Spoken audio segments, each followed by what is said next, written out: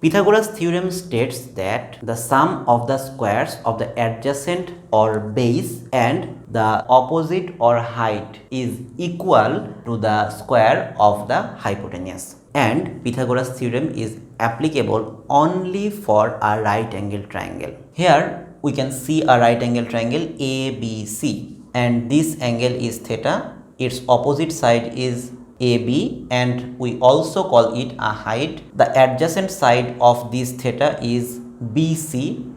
We also call it as base, and AC is hypotenuse. So according to Pythagoras theorem, we can write that BC square plus AB square equal to AC square.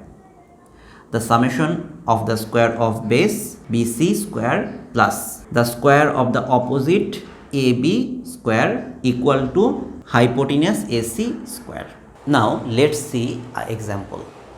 Here you can see three right angle triangles. In each of the triangles you can see that two sides are given and the third side is not given, and you need to find the third side using the Pythagoras theorem.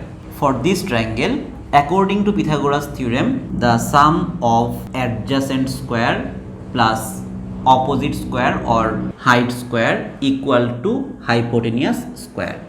That means 25 plus 144 equal to x square equal to 169, x equal to root over 169, that means 13. Now example 2, sum of adjacent square plus opposite square equal to hypotenuse square. Therefore y equals to 3. And in example 3, adjacent square plus opposite square equal to hypotenuse square. So using Pythagoras theorem, we found the values of x, y and z.